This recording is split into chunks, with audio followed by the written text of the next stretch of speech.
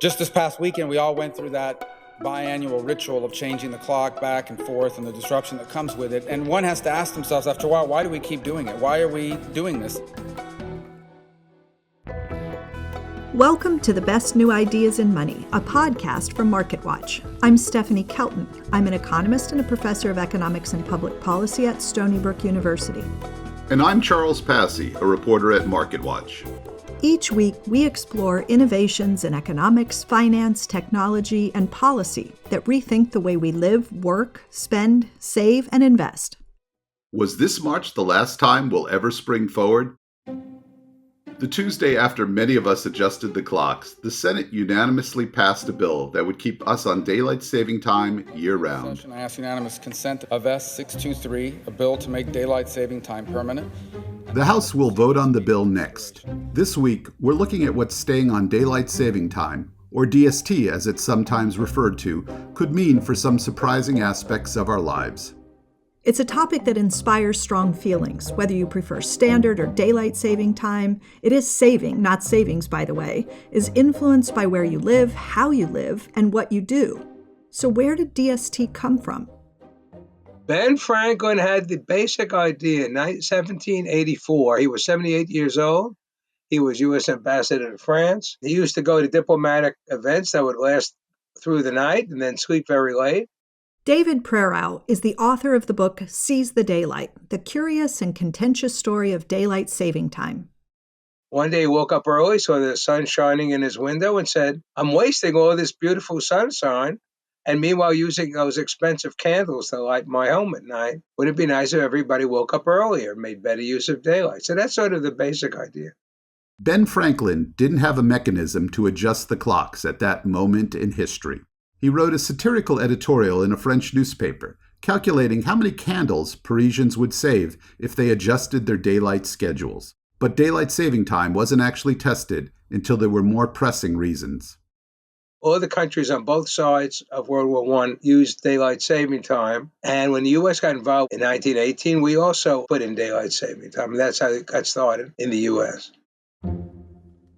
The U.S. adopted DST again in 1942 as a wartime measure, and ultimately it became standardized with the Uniform Time Act of 1966. Since then, we've adopted the spring forward, fall back schedule, staying on daylight saving time for about 8 months a year, usually from about March to November. Then we turn the clocks back for the winter, but that could change with the new Sunshine Protection Act. It sort of took everybody by surprise. It was passed very quickly. Tobias Burns covers economics, finance, and taxes for The Hill. Well, there were numerous sponsors of the bill. In the Senate, it enjoyed broad bipartisan support. Marco Rubio was one of the co-sponsors of the bill. And then all of a sudden there was a positive reaction, certainly in the Senate where it was passed, and also kind of in the public in general. And now it seems to be a little bit under more methodical consideration in the lower chamber. Were the senators just groggy from losing that hour of sleep? Now that the surprise of the quick Senate vote has worn off, Burns says more arguments, both for and against daylight saving, are emerging. The real debate is not over the clock switching. The real debate is whether you want the daylight in the morning or you want the daylight in the afternoon. Of course, I should complicate it one step further and say, opinions differ about this with latitude or longitude. The more northernly you are, people feel stronger about having that daylight than more southern latitudes because, there is just more daylight towards the equator anyway. A common belief is that daylight saving time comes from a very specific group, the farmers. It's not really true from what I can tell, because industries are used to making adaptations based on this sort of scheduling change, and they're generally flexible. The real argument there is for when is consumer activity happening, because we want daylight when consumers are consuming for the economic advantages of having that increased productivity. According to a recent YouGov poll, 64% of respondents want to stop changing the clock twice a year. But people have differing opinions on which time to keep. If daylight saving time becomes our year-round default, as this bill proposes, it would affect some parts of the country much more than others. Here's David Prerau again. In winter, you get the major negative very late sunrises. You would have an 8:30 sunrises in places like New York, Chicago, and Dallas, and Denver, and San Francisco. You'd have 9 a.m. sunrises, places like Detroit, Indianapolis, Minneapolis, say Seattle. So if you're having the sunrise at 8:30 or 9 o'clock, almost everybody who's going to work or going to school is getting up and going out the door in the pitch dark. And in addition to that, since we're talking about the winter, you're going out in the coldest part of the day. On the other hand, switching to year-round standard time would mean summer sunrises even before 4:30 in the morning in places like New York City, and sunsets around 7:30 at night instead of 8:30. People come at this question from either side, mainly based on their lifestyles or personal preferences. Are you a morning person or a night owl? Another thing we tend to forget is that we've already tried keeping daylight saving time year-round, and it did not go well. In fact, most Americans thought it was a nightmare. NBC News on the hour. I'm Andy McMillan. For the first time since World War II, Americans have begun a year-round experiment in energy conservation by setting their clocks ahead an hour. If you've been staying up... In 1974, a major oil embargo inspired Congress to pass a temporary year-round daylight saving time measure in the hopes of saving on energy costs. Here's David Preraro again. Oh, it seemed pretty good, and most people liked it before it passed, until it got to be the middle of winter. The middle of winter, it became very, very unpopular very quickly. People didn't like getting up to work in the dark, commuting in the pitch dark, and they certainly didn't like sending their kids out to school in the dark. So it lost popularity very quickly. And so even though it was a temporary 2-year measure and would have lapsed after the second year, Congress repealed it after the first year. Yet, here we are again. So who wins if we keep to daylight saving time? As the late author Michael Downing told Marketplace, retail comes out on top. As the Chamber of Commerce has known since 1915, when they first started to push for a national daylight saving law, if you give Americans sunlight after work, they tend to stop and shop on their way home. As Downing wrote in his book, Spring Forward, The Annual Madness of Daylight Saving Time, in the past, stores, restaurants, and the golf industry, and makers of barbecue equipment have all lobbied for daylight saving time. After Congress extended daylight saving time, giving us the schedule we have now, the golf industry estimated it was worth an additional $200 million in sales and green fees. The barbecue industry said it was worth $100 million in additional sales of grills and charcoal briquettes. David Preraro thinks, shopping aside, getting people outside is a real benefit. The best benefit of daylight saving time is that extra hour that gets people outside and have the public health benefit of getting people moving around rather than sitting home watching TV. Coming up, what unexpected effects daylight saving time could have on your health and your money. That's after the break.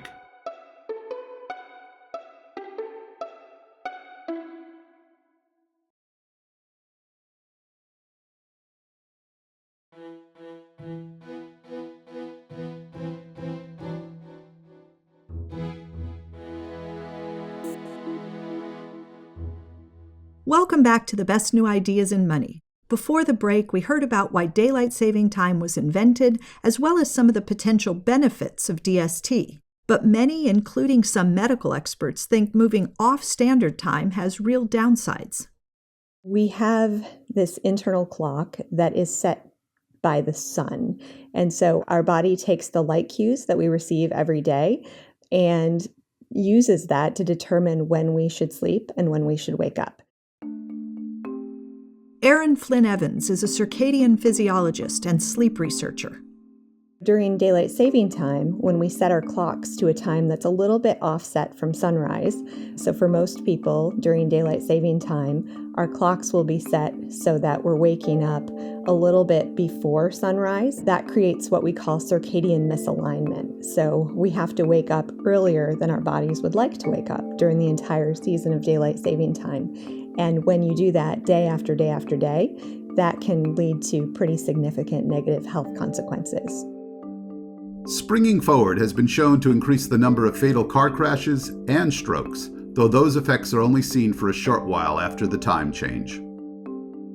When people experience perpetual circadian misalignment, we see increases in cancer risk. And in particular, we can see that across time zones, people who live on the eastern end of time zones have a decreased cancer risk compared to those who live on the western ends of the time zone where there's a later sunset.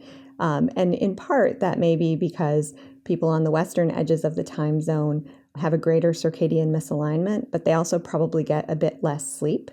And so that's a pretty significant concern. We also see increased risks of cardiovascular disease and diabetes that are associated with circadian misalignment. Flynn Evans thinks staying on standard time would be better for sleep and for our health overall. The Sunshine Protection Act that passed the Senate recently would have the U.S. adopt daylight saving time, not standard. Standard time is the way that we set our clocks in each of our time zones before we began this practice of switching back and forth. And the reason that standard time is called standard time is because it's best aligned with when sunrise and sunset happen throughout the year. It's sort of the best middle ground. If we set our clocks to daylight saving time, there will be a whole variety of consequences that people might not be thinking about. I think it would be awful, and I really hope that we don't go down that path. Flynn Evans says the effects of ditching standard time could have an impact on our wallets as well as our wellness. There have been a couple of studies that have looked at sunset time and earnings, and they found that later sunset is associated with less sleep and lower earnings overall. Actually, a 1-hour increase in weekly sleep increases earnings by 1.1% in the short term and somewhere between 5 and 16% in the long run.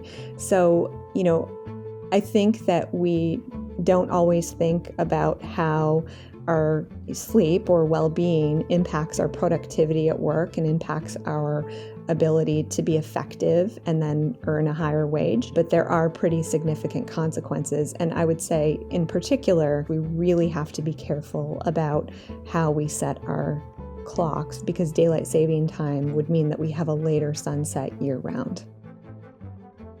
Time changes have also been shown to affect the stock market. We all like to kid ourselves in the market that we're totally objective, rational beings, and we only react to new information in a statistically rigorous way. But in fact, we don't. And daylight savings is a perfect example of how we don't. Mark Hulbert is a senior columnist at MarketWatch.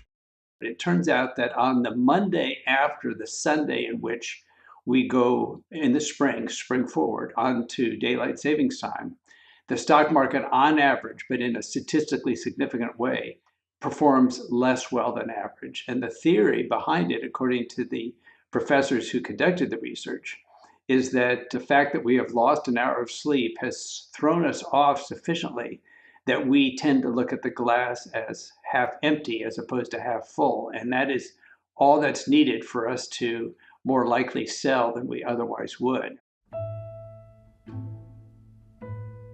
One other example that is of the same phenomenon, which inclines me to believe this story about daylight savings, is one in which the study found that there's a correlation between the stock market's performance on a given day and whether the sun is shining or not in the city in which that stock market is based.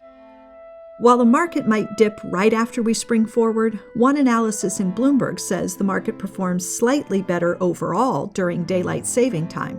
So maybe that extra hour of evening light helps us recover our optimism.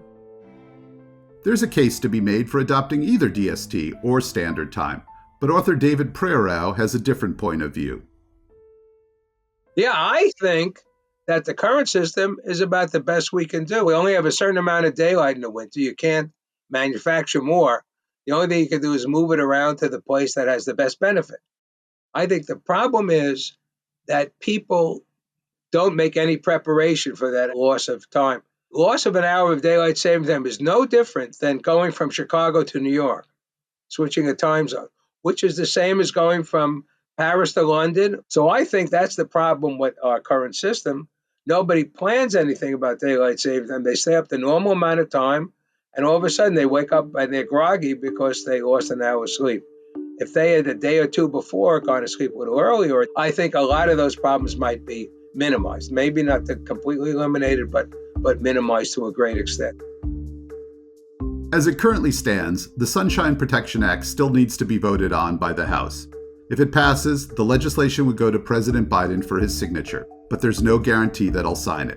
So, maybe we'll fall back later this year, maybe we won't.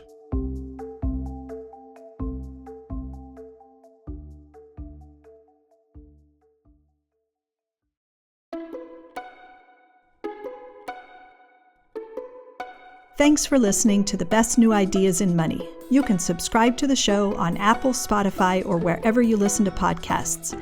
If you like the show, please leave us a review. As you probably know, it's the best way for other listeners to discover us. If you have ideas for future episodes, drop us a line or send us a voicemail at bestnewideasinmoney@marketwatch.com. Thanks to David Prarow, Aaron Flynn Evans, Tobias Burns, and Mark Hulbert. To learn more about daylight saving time, head to marketwatch.com. I'm Stephanie Kelton. And I'm Charles Passy. The Best New Ideas in Money is a podcast from MarketWatch, produced by Best Case Studios.